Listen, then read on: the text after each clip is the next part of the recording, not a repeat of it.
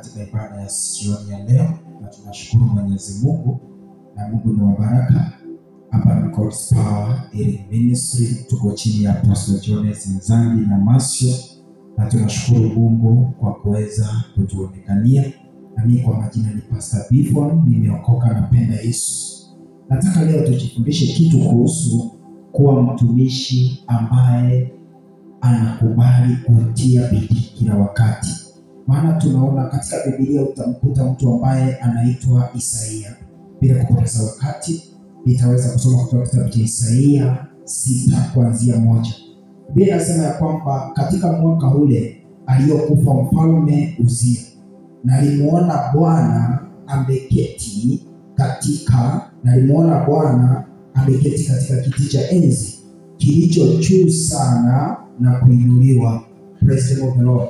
Inasema kwamba katika ule mwaka nalimuona Bwana wakati Uzia alikufa, mtumishi Isaia nabii alienda akaonyeshwa kile ambacho kinaitwa maono. Akaonyeshwa vile ambavyo pale mbinguni vile ambavyo kunakaa. Lakini ukiangalia mtumishi anasema, ukienda kusoma kwa chini anasema kwamba aliona mambo makubwa. Akaona serafi wakiwa na mabawa 6. Mawili yao wamefunika uso wao, as a way they are not worthy to look with the presence of God. Na ndio maana wakati tunaomba tunafunika macho yetu, is a way that we are not worthy to look with the presence of God because of our life. Na kakwasa akaona mabawa zingine 2 zimefunika miguu yao, as a way that we are not worthy to step our feet on your presence because it is a holy place. Huku wakisema mtakatifu, mtakatifu, mtakatifu, ambaye utukufu wake umeng'aa dunia mzima. Ni kumaanisha wakati uko na Kristo, utukufu wake huwa unang'aa kila mahali. Biblia inasema ya kwamba wakati waliona hivyo wakaona mabawa mengine 2 yanapeperua. Ndio maana Psalms 150 mtumishi Daudi anasema ya kwamba tumsifu Bwana, we give God praises each and every time. Na katika hali hiyo ndio inatuwezesha sisi kama watu wa Mungu kuendelea katika njia iliyo nzuri na iliyonyooka. Na hicho ndicho kitu kinafanya watu wengi katika maisha yetu tunaendelea, kwa sababu tunaweza kumshangilia Bwana. Lakini mtumishi ukisoma kutoka chapter 5 kuanzia chapter 1, alikuwa anatabiri, anaonya watu dhambi, lakini yeye anasema wakati aliona hii maono hakufurahia eti ameingia katika mbingu nyingine ama amekuwa mkubwa ameonyesha maono ya mbinguni. Hapana, alisema ya kwamba aliaibika.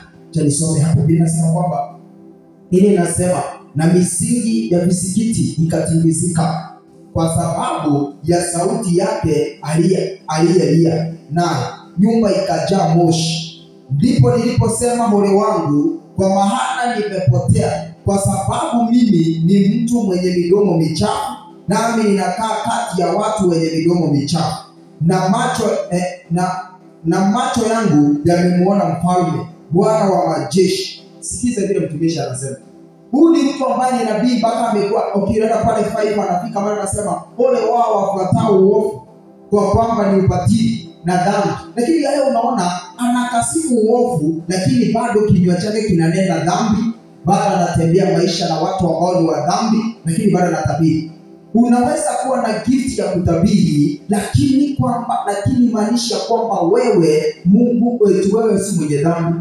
Kuna watu wengi tunaona watu wakiwa na gift wanatabiri, tunasema wameokoka, tunasema wao wako na Mungu, lakini it is not true. Maana huyu mtumishi alikasifu mambo maovu. Unaweza kuwa upendi dhambi, lakini unaishi maisha ya dhambi. Anasema ya kwamba alilia baada ya kuona maono, badala ya kisifu alilia machozi.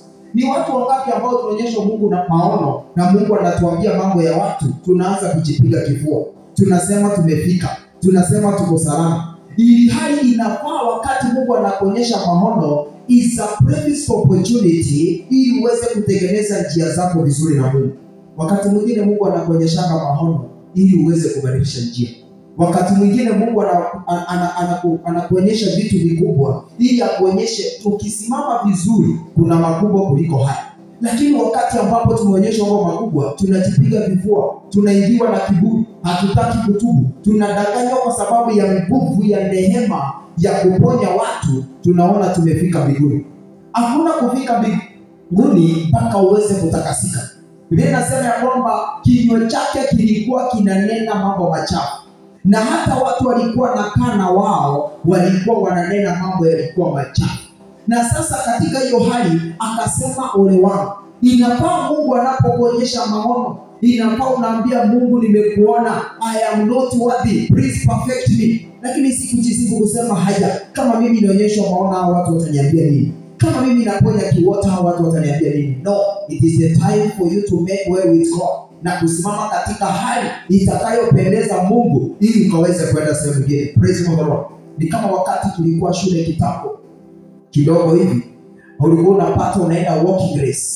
Wakati mko pale kama mnakimbia uko kwenye walking race, mwalimu tukio katika shule ya msingi, mwalimu anakuja na chokaa, anakuandika namba 1, anakimbia kwa mwingine anamwandika namba 2, mwingine anamwandika namba 4.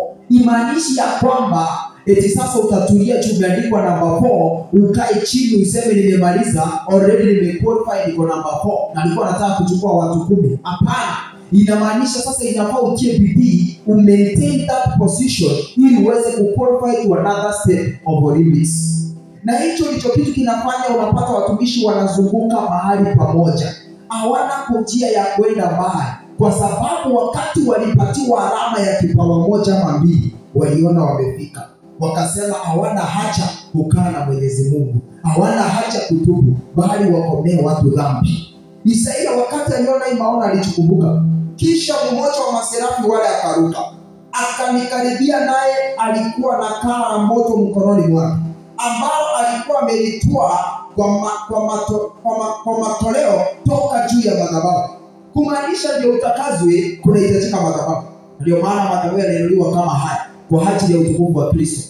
Na wakati ambapo yanainuliwa kwa ajili ya utukufu wa Yesu Kristo, unapata kwamba hayo madhabahu yanakuwezesha wewe kukutetea, na ndio maana yanakuwa connected na madhabahu ya mbinguni. Praise the Lord.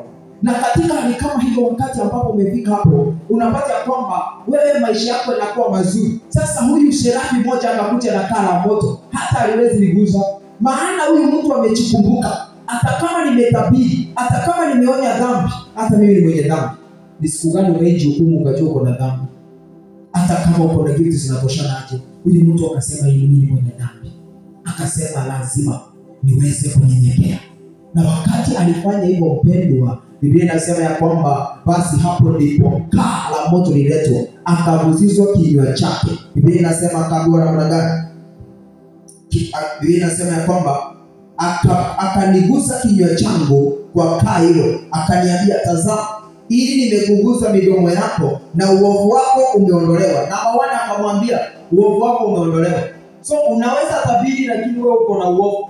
Unaweza tabiri lakini wewe ni mwenye dhambi. Unaweza tabiri lakini wewe uko na njia mbaya. Because a gift is a precious opportunity for you to exceed and seek God more. It is not the time for you to relax and wait upon the Lord. The gift does not guarantee you that you are going to heaven. A gift is a precious opportunity which motivates you for you to continue the channel of salvation, for you to meet the expectations of God. Praise the Lord. Ninasema ya kwamba kisha akasema uovu wako umesamehewa, umeondolewa uovu. Namba 2, na dhambi yako imefunikwa. Kumaanisha unaweza ukawa uko na vipawa mingi lakini uko na dhambi. Wakati Mungu anakutumia katika ukuu, inafaa kwanza urudi mbele za Mungu ukaweze kujirejesha. Huyu mtu alipotumiwa katika maono makubwa, alijirejesha. Wewe unaonyeshwa kama maono kadogo tu kuhusu watu na inafanyika, unaenda unajiinua, unajipiga kifua, badala uende mbele za Mungu ambie Mungu yenyewe nakuanga na mshale mingi. Inafaa niachane na hiyo mshale. Yenyewe ninakuanga mimi mwikia wakati naongea watu vibaya. Inafaa niachane na ubaya. Yenyewe nakuanga mtu wa kiburi. Lakini mtu anasikia kwamba mimi nilionyeshwa ile malaika anawaka moto. Siku hizi kubwa ninaonyesha vitu za rohoni. Ndio anakuonyesha. Lakini kuna kitu anajaribu kukuambia. It is a precious opportunity. Na ndio vingi hapa mali na kuonyesha, rejesha njia zako. That's why sometimes you are supposed to humble yourself before the Lord, no matter the giftings you have received, because God is not a respecter of any man. Biblia inasema kwamba kisha nikasikia sauti ya Bwana akisema, ni mtume nani, naye ni nani atakaye kwenda kwa ajili yetu? Ndipo niliposema mimi hapa, nitume nini? After Isaia ametakazwa, sasa Mungu anaamua kumtuma kwa mataifa. Jamaa alikuwa anazunguka tu maeneo pamoja. Unaweza kuwa mtumishi unazunguka tu maeneo pamoja, lakini ukawezi enda mbali. Unaweza kuwa mtumishi katika madhabahu, ndio unaweza ubiri without any attack because you have a protection of the heart. Lakini ukienda crusade, wachawi wanakuattack, waganga wanakuattack, devil worship wanakushinda, maana wewe ni hema yako imekaa katika madhabahu peke yake. Hauwezi ukaenda katika maeneo pengine mbaya, maana kuna uovu ambao unaufanya, na huwezi kemea shetani ikiwa katika uovu, maana wewe mwenyewe unafaa kumkataa shetani, lakini aliye na nguvu za shetani ndio unakemea pepo. For yourself you resist the devil, but for another person we are making a prayer for behalf of another person is when you rebuke. You cannot rebuke the enemy if you have not resisted the enemy. How do you resist the enemy? Ni kukataa maovu yake, ni kukataa vitu vyake, ni kukataa matendo yake na kutembea katika njia ya utakatifu. Hapo ndipo umemkataa shetani. Biblia inasema kwamba resist the devil and the devil will go away. Mkatae shetani na ataenda. Kwa hiyo hakuna kukemea shetani, ni kumkataa. Na kumkataa ni ukasema mimi kuanzia leo sitakuwa msherati. Kuanzia leo sitakuwa mtu wa mdomo michafu. Kuanzia leo sitatembea njia mbaya. Kuanzia leo sitakaa mizaa na kufanya mambo mabaya. Na kuanzia leo sitafanya yale mambo yamekataliwa kitabu cha Methali 6:16. Ya kwamba ulimi usema uongo, mikono imwagayo damu isiyo na hatia, miwili nyepesi kukimbilia mahofu, na vitu kama hizo. Mtu apandaye mbegu ya fitina kati ya ndugu, aliye na macho ya kiburi, hizo zote shahidi wa uongo katika mwenzake. Wakati ambapo unaacha hayo, umemkataa shetani. Kwa hivyo kukataa shetani si kuomba maombi na mpomoa na mwaripa iskata. Hiyo siku kataa. For yourself prayer is to resist. Lakini wakati unaombea mtu akapossess, unasema I rebuke this spirit, maana yeye unamwombea Joana nguvu ya kuresist. Joana anaishi katika hiyo maisha, maana atakombolewa katika ulimwengu. Mtu anaishi katika ulimwengu ndio una rebuke that spirit ili aweze kuonekana. Lakini wewe ushaona mwangaza, unafaa kuresist. Lakini yule inafaa urebuke hiyo roho, imkataa, na kisha kuwa mzuri ana resist. So sometimes we resist the devil and we call ourselves the believer. You cannot be a believer and you rebuke the devil instead of resisting the devil. You must resist the devil first. Wezi enda ukae vikao uongee mshenei kurudie kuharibikie, alafu useme I rebuke this demon imeniharibia kazi. Hapana. You cannot rebuke it. What you do, you resist. Praise the Lord. Unasikia hapa, baada ya huyu mtumishi wa Mungu Isaia kutakaswa, ndipo sauti ikatoka ikasema ni mtume nani? When God has sanctified you, when the sanctification has taken process, because salvation is for humanity, it is a renewal of your mind, but sanctification is the process of God. Anakuondoa katika ile maisha. Kama ulikuwa msherati unaamua kuokoka, unajitenga na watu wa usherati, unajitenga na picha za usherati, unajitenga na video za usherati, hizo vitu zote na musical za sexual immorality, unatoka katika hiyo maisha. Lakini ile roho anayekuondolea ni Mungu. Hiyo ni sanctification process. Wakati ile kiu ya kuondolewa ni Mungu, na inaondolewa katika maombi na katika kusoma neno la Mungu. Katika hiyo hali na kufanya fellowship na watu ambao wanamjua Mungu, ili muweze kukaa pamoja. Paulo anasema katika kitabu cha Wakorintho wa 2:6-14 ya kwamba kuna uhusiano gani kati ya anayeamini na asiyeamini? Basi toka katikati yao, jitenge na wao na usiguze vitu vyao. Sasa Paulo anasema, kwa hiyo wakati maisha hayo ukiyataka, lazima uweze kukaa vizuri na Mungu. Wakati umepata kipawa kwa Mungu, don't relax. A gift is a privileged opportunity for you to continue to get motivated and to get empowerment for you to continue to seek the face of God. Ukipata gift si tuna relax, no. Ukionyesha mambo makubwa si kurelax na kujipiga kifua. It is the time to amend your ways more so that you can be able for that mahali ambapo umetoa hiyo maono, ukue uko connected hapo kila wakati atakuwa unaambiwa. Kuna watu walikuwa wanapewa maono lakini sasa hawana maono. Ni kwa sababu wakati walifanya mambo makubwa wakapewa maono walijipiga kifua. Ni wakati ambapo walionyeshwa vitu vikubwa, wakaombea kiweta akatembea, wakajipapusha wakakuwa the masses. wakasahau kile kiti cha Mungu, wakaamua kujiweka wao ndio viongozi, wakaamua kujiweka wao ndio wanaweza, lakini kiukweli haikuwa hivyo. It is high time you are supposed to change your life and make a difference upon your life in Jesus mighty name, ili Mungu akaweze kuonekana. Hivyo ndivyo Mungu anataka. Na wakati utakasika, hapo ndipo sauti itakuwa, hapo ndipo opportunities zinaanza kufunguka. Kama uko unaitwa kwa TV, unaanza kuitwa kwa TV. Praise the name of the Lord. Kama uko unaitwa katika maeneo yoyote unafaa kupeana watu mawaidha, unaanza kuitwa. Maana ushatakaswa. Maana ukisoma from chapter 1 to chapter 5, huyu jamaa alikuwa anakasifu uovu vibaya sana, lakini anafika hapa anasema kwamba amejua midomo yake ilikuwa michafu. Na amejua alikuwa anakaa katikati ya watu wachafu. Yaani after kuona maona hapo kujipiga kifua, ambie wala anakaa na wao, msinione hivi bwana hata kama ninaongeanga vibaya. Mimi Mungu alinionyesha jana, nilionyesha vile Mungu ako mbinguni na malaika. Hakujifanya hivyo. Kile alifanya alipondeka, akanyenyekea. Some visions makes you to realize yourself. Your relationship between you and God. It is some relationship some visions does not make yourself to see umefika mahali.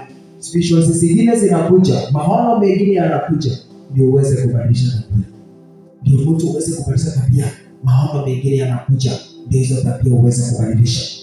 Maono mengine yanakuja ndio uache mshahara. Unaonyesha maono mengine ndio uache mshahara. Maono mengine unaonyesha ndio uache kusalimiana bibi za watu ukiwashikia mkono. Kiwaambia habari sana kiasi. You taking a lot of time.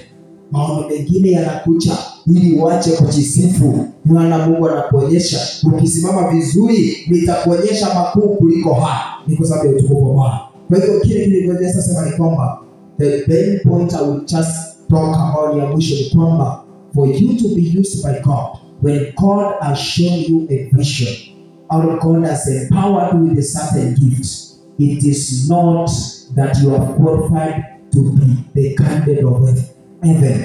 It is a previous opportunity and it's a sign that try your best, and it is an empowerment spirit God is giving you so that you can never lose hope in this channel of salvation. If you want to continue with this channel of salvation, then never lose hope when a vision comes to your life. Ukiombea kiwete atembee, basi wakati huo unafaa ujiangalie sana katika njia ya Mungu. Si kujipiga kifua na kujiita majina makubwa na kusema nina Mungu. No, the title does not matter. What matters is when you do according to the title. If you are a pastor, do the characters of pastoring. Even if you cannot write the name of pastor, people will call you the pastor because the characters you have and the qualities you have and your actions go in hand with the name of a pastor. If you are an apostle, you can be recognized to be an apostle if you are doing according to the apostolic. If you are a prophet, you will be recognized as a prophet if you are doing according to the prophetic office. You are not only called a prophet because you have a name. You are being called a prophet because of what you do. Unaitwa kile uko nacho. Hata mwalimu anaitwa mwalimu.